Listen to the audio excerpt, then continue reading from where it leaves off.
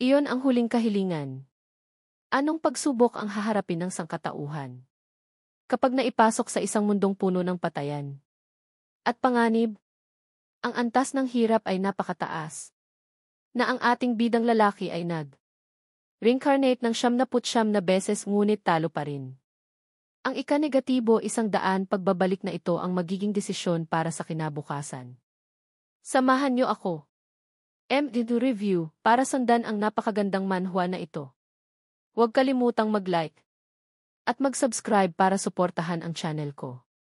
Kayo ay nag-flop masyado, mga kasama. Sa wakas, dumating na ang oras. Kapag mayroon pang 5 segundo, bilangin natin ng sabay. Ang binatang ito ang ating bidang si Yumin. Muli akong nagbalik. Nakakainis. Nagbalik ako bago pa man ako mahila. Sa nakakasuklam na larong ito. Kahit na nakarating ako sa huling round. Kung kaya ko lang. Gusto kong tumigil ang oras ngayon din. Sa sandaling iyon, lumabas ang notifikasyon. Ang bilang ng beses na ginamit mo ang sinaunang spell na reverse time ay 100 paghahati 100. Gayunpaman, ito na ang huling pagsubok. Kailangan kong tapusin ang larong ito.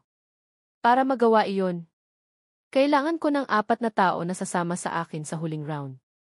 Sino kaya ang pinakaangkop na makakasama sa koponan?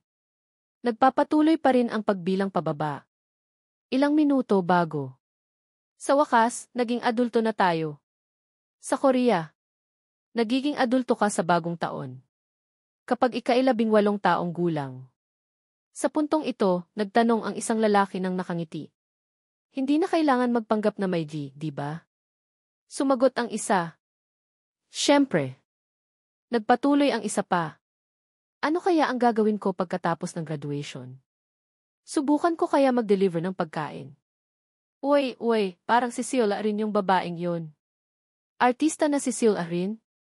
Bulag ka ba? Sa puntong ito, nagtanong ang isa kay Jaehyun.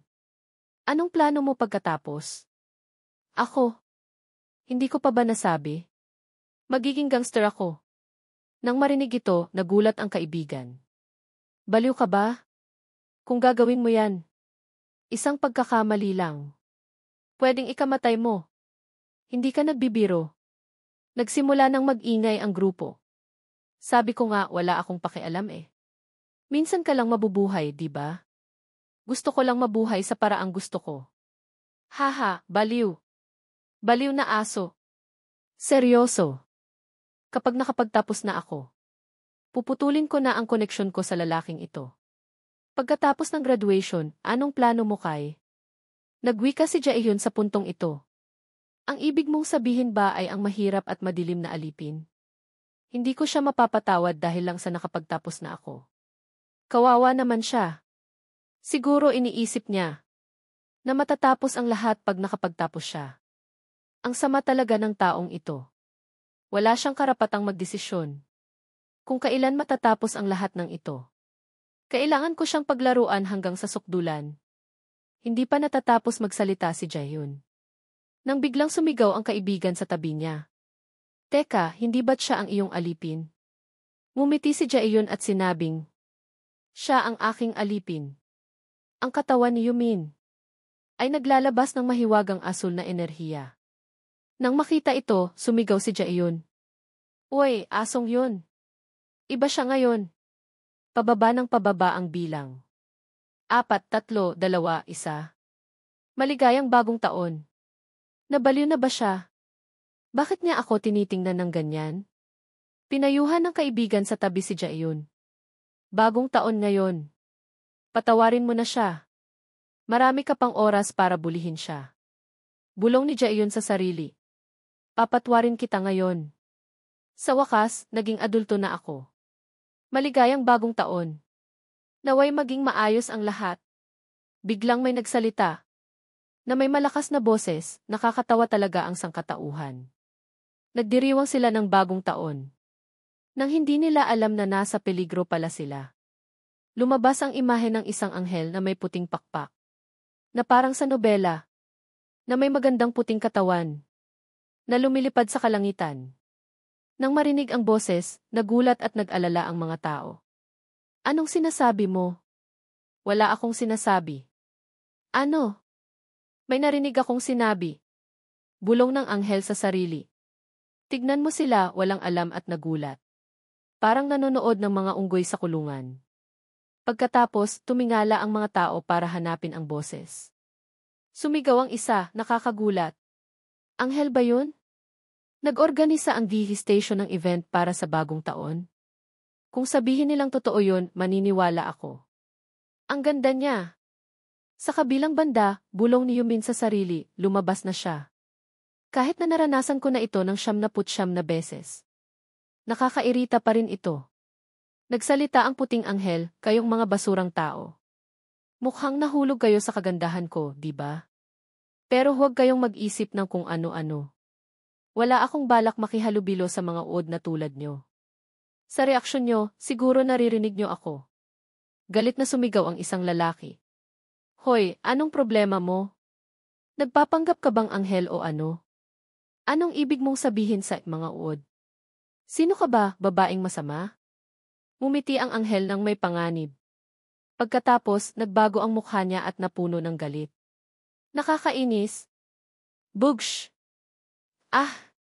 Biglang sumabog ang ulo ng lalaki. Tumalsik ang dugo at dumikit sa mga tao sa paligid. Nang makita ito, nagulat at natakot ang mga tao. Nanlalamig sila at pinagpapawisan. Sumigaw si Jaehyun nang nagulat. Nakakagulat. Ano yun? Sumigaw ang puting anghel na may galit. Paano naglakas loob ang isang mababang tao na magsalita sa isang mas mataas na uri? Nang may ganyang ugali, wala kayong karapatang magtanong sa akin. Huwag ninyong subukang magpanggap na kapantay niyo ako. Anong tunog yun? Maliban na lang kung gusto niyong sumabog ang ulo niyo tulad ng lalaking yun. Siguradong naguguluhan kayo sa sitwasyon ngayon. Paano malalaman ng mga mababang tao na tulad niyo kung anong nangyayari? Ipapaliwanag ko sa inyo ng simple at madali, kaya makinig kayong mabuti. Sa kabilang banda, naiisip ni Yumin ng may pagkayamot. Kailangan ko na namang makinig sa paliwanag. Magsisimula tayo ng laro ngayon. Maglalaro tayo ng 20 rounds sa unang araw ng bawat buwan. Ang kaluluwa ng tao ay dadalhin sa isang bagong dimensyon. Para maglaro ng isang laro. Doon, ang kailangan lang gawin ng mga tao ay isang bagay. Iyon ay ang tapusin ang misyon. Kung matatapos ninyo ang misyon, makakabalik kayo sa realidad. Nang may premyo. Nagulo ang mga tao. Anong sinasabi niya? Mukhang papayagan niya tayong mabuhay. Kung matatapos natin ang ilang misyon. Pero hindi lahat ay makakaligtas. Dahil lang sa natapos nila ang misyon. Kalahati lang ng mga kalahok ang mapapatawad. Nang marinig na kalahati lang ng mga kalahok ang makakaligtas. Nagsimulang magpanik ang mga tao. At sumigaw ng hindi pwede. Paano nangyari yun? Nagpatuloy ang anghel, pero huwag kayong masyadong mag-alala. Hindi ko kayo dadalhin lahat. Anong ibig mong sabihin? Tumahimik ka dyan. Ang mga taong nasa edad 15 tandang bawas 29 lang ang sasali. Naalala ni Yumin sa puntong ito. Na noong nahila siya sa larong ito noong bagong taon. Hindi niya inakala na ulitin niya ito ng 100 beses. Sumigaw ang isang taong hindi pasok sa edad ng laro ng may kagalakan. Ligtas na ako. Mabubuhay ako. Nang makita ito, sumigaw ang isang taong pasok sa edad ng laro. Nakakainis. Nagagalak ka dahil nakaligtas ka? Bakit mo kami kinukutya? Ano? Tumahimik ka dyan. Hindi mo ba napagtanto ang sitwasyon? Hindi mo ba nakita yung sumabog ang ulo kanina? Tignan natin. Mukhang ang kabuang bilang ng mga kalahok ay 1 bilyon. 801,129,200. Ngayon tapos na akong magpaliwanag. Simulan na natin ang laro. Ngayon, nasa isang espasyo kayong lahat. Kung saan hindi nyo makikita ang isa't isa. Bago ilipat ang kaluluwa. Kailangan niyong gumawa ng katawan sa bagong mundo. Piliin nyo kung ano ang gusto nyo. Isang pagkakataon lang ito. Kaya pumili kayo ng mabuti. Sanay na si Yumin sa bagay na ito. Gawin ko na lang gaya ng dati. Ang nickname ko ay magiging Black Knight. Ito na ang ika-negatibo 100 na regression. Gagamitin ko ang parehong hitsura noong ika-negatibo 12 kong pagsubok. Pakiramdam ko, ito na ang tunay kong katawan. O nasaan ako? Mahalaga ring tandaan na ang mga pangalan at detalye ay maaaring mag-iba depende sa bersyon ng manhwa na iyong binabasa. Siguraduhin na ikumpara ang teksto sa iyong pinagkukunan para sa pinakatumpak na pagsasalin. Ang katawan ko talagang nagbago. Sinubukan ko pang gamitin ang mukha ng isang celebrity. Teka, gumana nga. Ngayong pagkakataon, susubukan din ng lahat na magpaganda. Isip-isip ni Yumin. Kung may utak kayo at marunong mag-isip, hindi niyo dapat gawin yon. Ang mundong ito ay mundo ng mga may kakayahang mabuhay. Kung masyadong kaakit-akit, mas madaling maging target ng mga mangangaso. Kung mamatay ka sa mundong ito, mamatay ka rin sa totoong mundo. Malapit na. Ayan na siya, si Han Jae-yun. Sa pagkakataong ito, pumili na naman siya ng katawang puno ng muscles. Nagsalita ang anghel sa sandaling iyon. Sa pagtingin sa inyo, siguro gusto niyo ang bagong hitsura niyo, di ba? Gusto kong makita ang takot sa mga mukha niyo. Teka, mayroong 1,802, 910 katao. Iyon ang kabuang bilang ng mga tao sa Seoul. Napasabi ang isang tao ng 1,800,000. Tumingin ang isa sa paligid at sinabing, mukhang hindi naman ganun karami. Sinabi ng puting anghel na may mapanuyang ngiti. Totoo ngang mabababa kayong mga tao. Akala niyo ba na itong espasyong ito lang yun? Ang mga tao ay hahatiin sa mga magkakaibang kapatagan. Kasama ang iba't ibang anghel. At isasagawa ang mga rounds. Mag-focus kayo sa sarili nyo. Bago pa man tayo magsimula, ipapaliwanag ko sa simpleng paraan. Unang isipin ang key status window sa utak nyo. Status window. Lumabas ang status window sa harap ng lahat. Sa sandaling ito, lumabas rin ang impormasyon ni Yumin. Nickname, Black Knight. Ranggo, Trainee Level 1. Trabaho, wala. Titulo, wala. Stats, lakas panandang pandagdag 3, katalinuhan panandang pandagdag 3. Bilis panandang pandagdag 3. Swerte panandang pandagdag 3. Points ng stats, wala. Ordinaryong kasanayan, wala. Espesyal na kasanayan, wala. Sinaunang salita, wala. Karagdagang kasanayan, hindi pa nabubuksan sa level 1-0. Hindi pa nabubuksan sa level 20. Hindi pa nabubuksan sa level 40. Hindi pa nabubuksan sa level 60. Hindi pa nabubuksan sa level 99. Nakita niyo na ba lahat ang status window niyo? Malalaman niyo kung gaano kayo karumi. Kung nakapaglaro na kayo ng mga laro dati. Magpakatatag kayo. Kung makakaligtas kayo. Hanggang sa dulo at masakop ang round 20. Hindi lang kayo makakalaya. Bibigyan pa kayo ng isang wish. Isang tunay na wish. Impossible. Gayunpaman, kailangan nyo munang maging unang makakakuha nito. Sa wakas, sabihin ang key inventaryo at tingnan sa loob. Naghanda ako ng regalo. Nang marinig ang sinabi ng anghel, sumigaw si Jaehyun ng inventaryo. Pagkatapos, mula sa status window. Nakakuha siya ng isang random na sinaunang bato. Nakita niyo yun? Ang random na sinaunang batong ito ay isang beses lang magagamit. Magagamit niyo lang ito kapag level 1 kayo. At iyon ang nag-iisang bagay na ibibigay sa inyo. Kapag nagsisimula kayo, magagamit niyo ito sa pamamagitan ng paghawak sa kamay niyo. At isiping gamitin. Gamitin. Pagkatapos sumunod sa mga tagubilin. Naramdaman ni Jaehyun ang isang bagay na kakaiba. Pinagpapawisan ang buong katawan niya. Sa pagtingin sa mga ekspresyon nila, malinaw na hindi natutuwa ang lahat. Ano man ang maging resulta. Kailangan nilang tanggapin dahil iyon ang swerte nila. Tapos na ang sinaunang marka. Ngayon, magsimula na tayo. Round 1 ng misyon.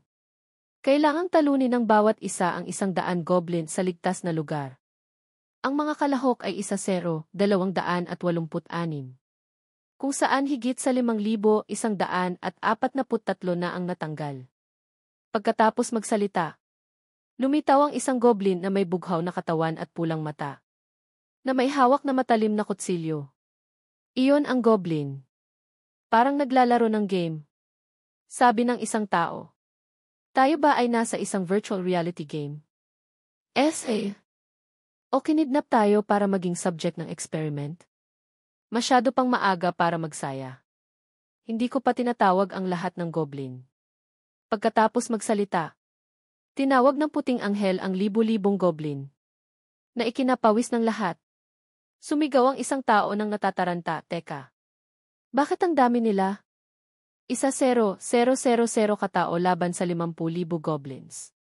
Labanan hanggang kamatayan. Sa utos ng puting anghel, nagsimula ng umatake ng walang taros ang mga goblin sa mga manlalaro. Tumakbo sila papunta sa atin. Huwag kayong lumapit dito. Pagsabi ng isang tao. Lumabas ang isang figura mula sa likod. Siyumin niya ang key holy bug na lumabas at umakyat. Sumigaw ang lahat ng may pagkamangha, ha? Anong problema ng taong yun? Diretso siyang pumupunta sa monster. Nautal na sinabi ng isang tao. Teka lang. Mapanganib lumapit doon. Sa matalas na mata. Mabilis na nilapitan ni Yumin ang goblin at sinipa. Ang dibdib nito. Naging dahilan para lumipad ang halimaw pabalik at sumubsob sa lupa. Kahit na nasa isang grupo o organisasyon ka. Ang unang impresyon ay palaging napakahalaga. Kailangan kong ikintal ang aking pagkatao sa isipan nila. Para walang mangahas na istorbohin ako. Isip-isip ni Yumin. At ang pinakamahalaga, kailangan kong makuha ang atensyon niya. Kaya, sa pagtatanghal na ito, kailangan kong ibigay ang lahat. Nang makita ang pagpatay sa isa sa kanila, nag-atake ng walang taros ang 2 goblin kay Yumin. Sa ilang basic na operasyon lang, mabilis niyang pinatay ang mga ito. Ang marka ay naging karanasan para sa kanya.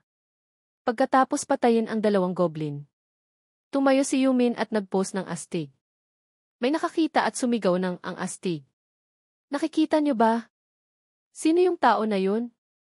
Espesyal na sundalo ba yun? Black Knighty ang nickname niya. Ang astig din ang nickname niya. Ang mga goblin ay karaniwang ang pinakamahinang uri ng halimaw sa mga laro. Di ba? Siguro kaya rin nating patayin sila. Kahit hindi kasing dali ng kay Black Knight. Sabi ng isa pa. Kung lalaban tayo ng seryoso, hindi naman mahirap. Hindi pa siya tapos magsalita nang lumundag ang isang goblin at umatake sa kanya. Mabilis na sumaksak sa puso niya. Na hindi man lang siya nakapagprotesta. Nang makita ito, nagpanik at natakot ang mga manlalaro. Tumakbo at sumigaw para humingi ng tulong. Tulungan niyo ako.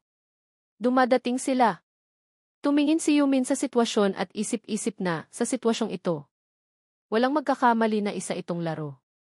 Sa ngayon, isa lang ang iniisip nila. Iyon ay ang mabuhay. Ang kanilang pagiging buhay ay nagising ng husto. Pinangungunahan. Ang isip nila at ginagawa silang mamatay para makatakas. Pinili ko rin ang paraang ito dati. Sa unang pagkakataon. Noong pangalawang pagkakataon ko lang napagtanto. Na ang pagtakbo sa lugar na ito ay hindi pwede. Isang babaeng tumatakbo ng mabilis. Ang biglaang nabangga sa isang invisible barrier. At sumigaw ng, ano to? Para sa mga taong naninirahan sa modernong panahon. Na hindi pa nagkaroon ng kakayahang lumaban. Mahirap pumatay ng isang goblin.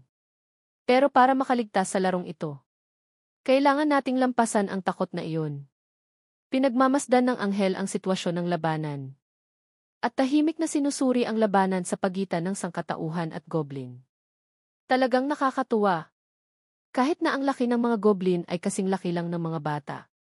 Kung walang paglaban, sapat na ang kamay nila para pabagsakin ang isang tao.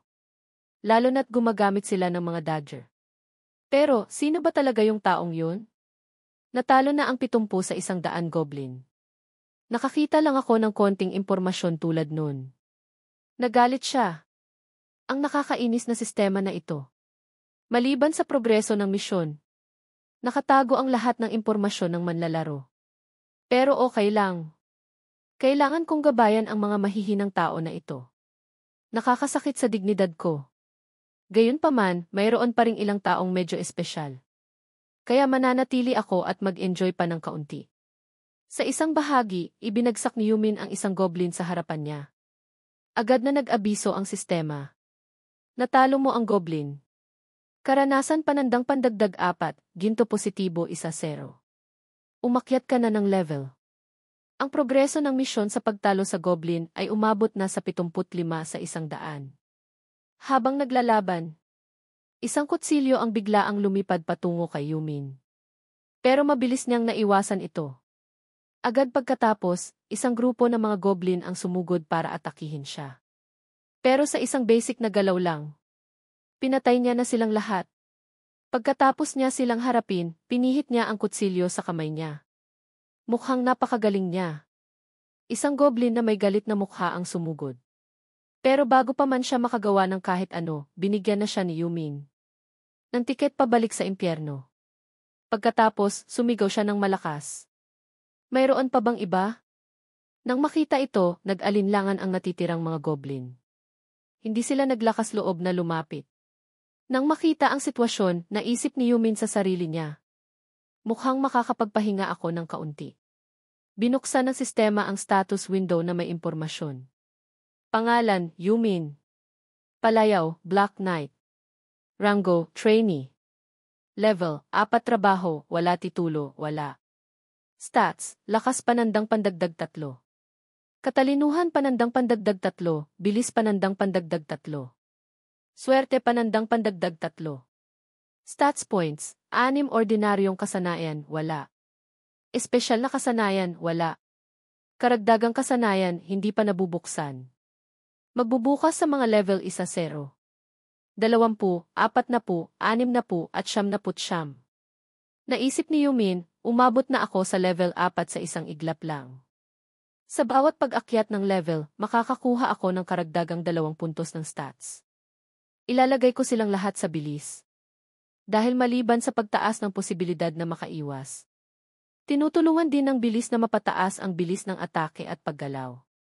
Nagtiwala siya na sa kasalukuyang bilis ng pag-akyat niya ng level. Siguro nakuha na niya ang atensyon ng anghel. Pagkatapos magsalita, itinapon ni Yumin ang kutsilyo patungo sa isang goblin. Sa pag-atake ng malayo, hindi niya naiwasan ito at tinamaan siya sa noo. Headshot! Sumigaw siya ng malakas. Halika kayo! Nanginginig ang natitirang mga goblin. Tumayo nang hindi naglakas loob na umatake. Nanunuya si Yumin. Hindi kayo naglakas loob. Pagkasabi niya, nawala siya sa harapan nila. Tapos mabilis na lumitaw sa likod. Pinutol niya gamit ang espada ang isa pang goblin pabalik sa kabilang buhay.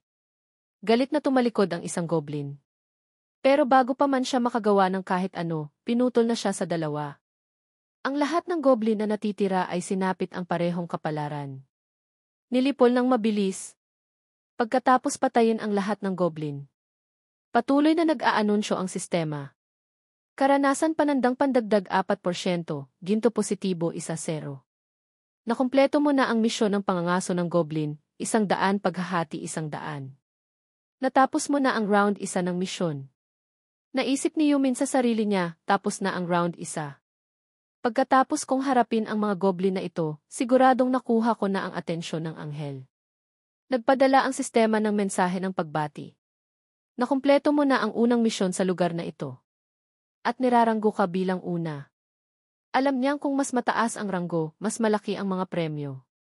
Lalo na ang 3 nangungunang ranggo. Tinanggap ni Yumin ang premyo ng lugar, na may pagpipilian na 3 uri ng armas. Kabilang ang isang mahabang espada, dagger at isang tungkod. Kahit na hindi ganun kalaki ang premyo. Nagpapasalamat siya na nagkaroon siya ng armas ng maaga. Pinili niya ang dagger. Ang pinakamahusay na baguhan na armas. Na may 15 lakas ng atake. At nagdaragdag ng 1.15 stats ng bilis. Pagkatapos tanggapin ang dagger, nagpasya siya. Napansamantalang panatilihin ito at pag-isipan ang pagpili mula sa premyo. Partikular na tumingin muli sa status window. Naalala ni Yumin ang titulong nakuha niya. Palayaw, Black Knight level 4. At ang titulong nakuha niya ay Manlalakbay. Ang huling manlalakbay. Ito ang hindi nangyari sa 99 na nakaraang pagbabalik niya. Naalala niya na. Dati, nang gamitin ang random na shard ng sinaunang salita. Nakatanggap si Yumin ng key sinaunang salita ng pagbabalik ng oras. Ang sinaunang salitang ito ay otomatikong nakaukit sa katawan. Binubuksan ang isang bagong posibilidad para kay Yumin. Ang bakas ng sinaunang salitang ito ay naroroon sa kaluluwa ng manlalaro dahil sa espesyal na katangian ng sinaunang salita. Kaya nabigo ang pag-ukit. Ang resulta ay halata. Kung makakapag-ukit ako muli, nangangahulugan ito na makakabalik ako ng walang limitasyon. Dahil sa bakas ng sinaunang salita sa kaluluwa. Nakarehistro ka bilang time traveler. Sa 100 paglalakbay. Natanggap mo ang titulo.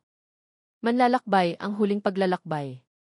Ang isang titulo ay may mas malaking halaga pa kaysa sa sinaunang salita sa larong ito. Isang kondisyon ng pagbubukas. Sa unang pagkakataon na iyon, noong pangalawang pagkakataon ko lang napagtanto na ang pagtakbo sa lugar na ito ay imposible. Isang babae na tumatakbong mabilis ang biglang nabangga sa isang invisible barrier at sumigaw ng, "Ano to?" Para sa mga taong nabubuhay sa modernong panahon na walang kakayahang lumaban. Mahirap pumatay ng isang goblin. Pero para makaligtas sa larong ito, kailangan nating lampasan ang takot na iyon. Pinapanood ng anghel ang sitwasyon ng labanan. At tahimik na sinusuri ang labanan sa pagitan ng sangkatauhan at goblin. Talagang nakakatuwa. Kahit na ang laki ng mga goblin ay kasing laki lang ng mga bata. Kung walang paglaban, sapat na ang kamay nila para pabagsakin ang isang tao. Lalo na at gumagamit sila ng mga dodger. Pero, sino ba talaga yung taong yun? Si Black Knight na nakatalo ng 70 sa 100 goblin. Nakakita lang ako ng kaunting impormasyon tulad noon. Nagalit siya. Ang nakakainis na sistemang ito. Maliban sa progreso ng misyon, nakatago ang lahat ng impormasyon ng manlalaro. Pero okay lang. Kailangan kong gabayan ang mahihinang tao na ito. Nasasaktan ang dignidad ko. Gayunpaman, mayroon pa ring ilang tao na medyo espesyal. Kaya mananatili ako at mag-enjoy pa ng kaunti. Sa isang bahagi, pinutol ni Yumin ang isang goblin sa harapan niya. Agad na nag-abiso ang sistema. Natalo mo ang goblin. Karanasan panandang pandagdag 4, ginto positibo 1-0. Umakyat ka na ng level. Ang progreso ng misyon sa pagtalo sa goblin ay umabot na sa 75 sa 100. Habang naglalaban, isang kutsilyo ang biglaang lumipad patungo kay Yumin. Pero mabilis niyang naiwasan ito. Agad pagkatapos, isang grupo ng mga goblin ang sumugod para atakihin siya. Pero sa isang basic na galaw lang, pinatay niya na silang lahat. Pagkatapos niya silang harapin, pinihit niya ang kutsilyo sa kamay niya. Mukhang napakagaling niya. Isang goblin na may galit na mukha ang sumugod. Pero bago pa man siya makagawa ng kahit ano, binigyan na siya ni Yumin ng tiket pabalik sa impyerno. Pagkatapos, sumigaw siya ng malakas. Mayroon pa bang iba? Nang makita ito, nag-alinlangan ang natitirang mga goblin. Hindi sila naglakas loob na lumapit. Nang makita ang sitwasyon, naisip ni Yumin sa sarili niya. Mukhang makakapagpahinga ako ng kaunti. Binuksan ng sistema ang status window na may impormasyon. Pangalan, Yumin. Palayaw, Black Knight. Rango, Trainee. Level, 4 trabaho, wala titulo, wala. Stats, lakas panandang pandagdag 3. Katalinuhan panandang pandagdag 3, bilis panandang pandagdag 3. Swerte panandang pandagdag 3. Stats points, 6 ordinaryong kasanayan, wala. Espesyal na kasanayan, wala. Karagdagang kasanayan, hindi pa nabubuksan. Magbubukas sa mga level 1-0. 20, 40, 60 at 90. Naisip ni Yumin, umabot na ako sa level 4 sa isang iglap lang. Sa bawat pag-akyat ng level, makakakuha ako ng karagdagang 2 puntos ng stats. Ilalagay ko silang lahat sa bilis. Dahil maliban sa pagtaas ng posibilidad na makaiwas, Tinutulungan din ng bilis na mapataas ang bilis ng atake at paggalaw. Nagtiwala siya na sa kasalukuyang bilis ng pag-akyat niya ng level. Siguro nakuha na niya ang atensyon ng anghel. Pagkatapos magsalita, itinapon ni Yumin ang kutsilyo patungo sa isang goblin. Sa pag-atake ng malayo, hindi niya naiwasan ito at tinamaan siya sa noo. Headshot! Sumigaw siya ng malakas. Halika kayo! Nanginginig ang natitirang mga goblin. Tumayo nang hindi naglakas loob na umatake. Nanunuya si Yumin. Hindi kayo naglakas loob. Pagkasabi niya, nawala siya sa harapan nila. Tapos mabilis na lumitaw sa likod. Pinutol niya gamit ang espada ang isa pang goblin pabalik sa kabilang buhay. Galit na tumalikod ang isang goblin. Pero bago pa man siya makagawa ng kahit ano, pinutol na siya sa dalawa. Ang lahat ng goblin na natitira ay sinapit ang parehong kapalaran. Nilipol ng mabilis. Pagkatapos patayin ang lahat ng goblin. Patuloy na nag-aanunsyo ang sistema. Karanasan panandang pandagdag 4%, ginto positibo 1-0. Nakumpleto mo na ang misyon ng pangangaso ng goblin, 100 paghahati 100. Natapos mo na ang round 1 ng misyon. Naisip ni Yumin sa sarili niya, tapos na ang round 1. Pagkatapos kong harapin ang mga goblin na ito, siguradong nakuha ko na ang atensyon ng anghel. Nagpadala ang sistema ng mensahe ng pagbati. Nakumpleto mo na ang unang misyon sa lugar na ito. At niraranggo ka bilang una. Alam niyang kung mas mataas ang ranggo, mas malaki ang mga premyo. Lalo na ang 3 nangungunang ranggo. Tinanggap ni Yumin ang premyo ng lugar. Na may pagpipilian na 3 uri ng armas. Kabilang ang isang mahabang espada, dagger at isang tungkod. Kahit na hindi ganun kalaki ang premyo. Nagpapasalamat siya na nagkaroon siya ng armas ng maaga. Pinili niya ang dagger. Ang pinakamahusay na baguhan na armas. Na may 15 lakas ng atake. At nagdaragdag ng 1.15 stats ng bilis. Pagkatapos tanggapin ang dagger. Nagpasya siya. Napansamantalang panatilihin ito at pag-isipan ang pagpili mula sa premyo. Partikular na tumingin muli sa status window. Naalala ni Yumin ang titulong nakuha niya. Palayaw, Black Knight level 4. At ang titulong nakuha niya ay Manlalakbay, ang huling paglalakbay. Ang isang titulo ay may mas malaking halaga pa kaysa sa sinaunang salita sa larong ito. Isang kondisyon ng pagbubukas. Makakatanggap ka ng 100 sinaunang salita. Ng pagbabalik ng oras na may epekto na pagkatapos mamatay.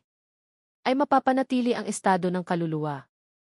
Sa lokasyon na iyon sa loob ng 1 minuto. Kung gusto mo, ikaw ay muling ipapanganak at mababawi ang lahat ng sigla. Pero ang kakayahan na ito ay magagamit lang ng 1 beses. At mawawala ang titulo pagkatapos mabuhay muli.